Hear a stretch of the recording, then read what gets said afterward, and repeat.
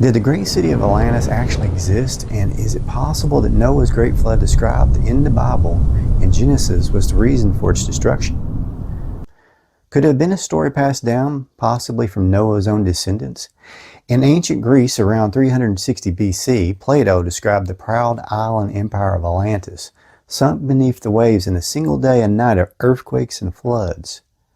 Genesis 7:11 reads regarding the flood, the same day were all the fountains of the great deep broken up, and the windows of heaven were opened. Many scholars believe this is describing earthquake activity, as water may have been released from the ground as well as coming from the sky, which fits the description of the destruction of Atlantis from Plato. In Genesis chapter 6, it says in verse 2, that the sons of God saw the daughters of men, that they were fair, and they took them wives of all which they chose. And in verse 4 it says they were giants in the earth in those days, and also after that, when the sons of God came in unto the daughters of men, and they bare children to them. The same became mighty men which are of old, men of renown. Some scholars believe that the sons of God who fathered giants were actually angels. The story of Atlantis says that the god Poseidon and a mortal woman got together, resulting in the original Atlantean kings referred to as demigods. Could this be the giants, mighty men of old the Bible speaks of, only described differently for pagan audiences of Plato's time? Plato describes Atlantis as great and extremely rich and greedy. Was this a technologically advanced civilization? I visited Atlantis once. What was it like, moron? It's Morom. M-O-R-O-M in your language. It was way too crowded. It was worse than the beaches in Florida right now. Great place to visit if there wasn't so many people. The Greek god Zeus sees the moral decay of the Atlanteans, their growing arrogance, greed, and loss of virtue, and decides to punish them. Violent earthquakes and floods in a single day and night sink Atlantis beneath the sea. Seems to parallel the Genesis account where God sees the evil of men and floods the entire world. There are at least 200 or more worldwide flood accounts from various cultures. Some sources say there are probably many more than that. According to biblical theology, man lived for hundreds of years before the flood and would have been a lot more intelligent and healthier than today's human because of the degradation of man's genetics after the fall of man. The oldest man listed in the Bible is Methuselah, a name synonymous with old age. Genesis 5:27 says he lived to be 969 years old. Methuselah died the same year of the Great Flood.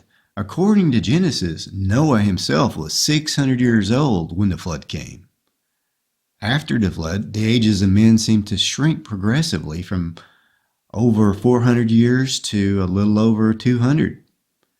Then Abraham lived to be 175, Isaac to 180, Jacob to 147, and Moses only made it to 120.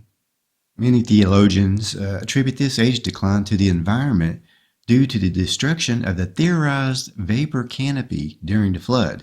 And this was a massive layer of water that once surrounded the world, creating a better, healthier environment than what we live in today, shielding out harmful radiation. Of course, there's also Genesis 6:3 that states, "And the Lord said, My spirit shall not always strive with man, for that he also is flesh. Yet his days shall be 120 years. Today, in the absolute extreme lifespan a human can reach is considered to be around 120 to 125 years old. Being an optimist, I don't think it hurts for science to try to push the boundaries of longevity. Who's to say that God might not change the age span of humans once again, or allow us a few more years through scientific discoveries? The Bible does say in Isaiah 65:20, "There shall be no more thence an infant of days, nor an old man that hath not filled his days. For the child shall die 100 years old, but the sinner being 100 years old shall be accursed." Now the NIV translates this verse this way, Never again will there be an infant who lives but a few days, or an old man who does not live out his years. The one who dies at 100 years will be thought a mere child. The one who fails to reach 100 will be accursed. Now, theologians do believe this is referring to the 1,000-year reign of Christ, but that's a subject for another video. How old are you anyway, Moram? Let's just say I've been around long enough to tell Adam he should not touch that fruit. But did he listen to me? No. He just kept wanting to name me. But I told him I wasn't from around here. Anyway, back to the point. According to Genesis, pre-flood humans lived very long lives, which opens up a whole world of possibilities. These humans would have had plenty of time to learn everything they needed to learn to create civilizations that could have been every bit as great or more so in their own way as ours. The Bible doesn't speak much about these civilizations.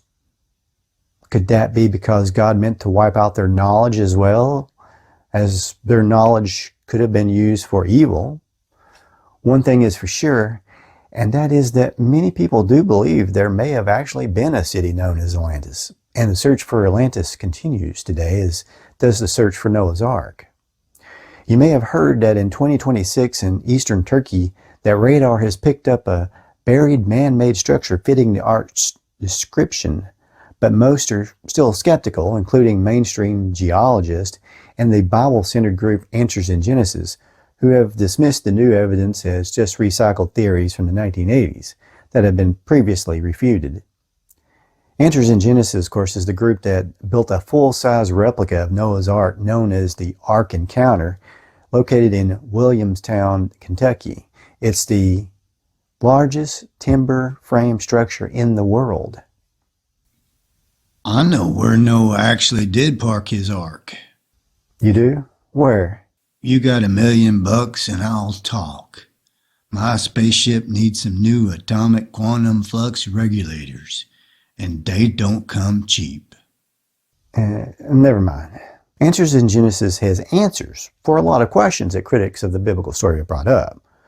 For example, many question how Noah could have possibly got all those animals on the ark, which Answers in Genesis explains that Noah only needed a pair of each kind of animal, not one from every single species. One pair of dogs would have basically had all the DNA needed to create all the dog families we have today, for instance. What about Edgar Cayce, known as the Sleeping Prophet, and his tale of Atlantis as a civilization far advanced from our own?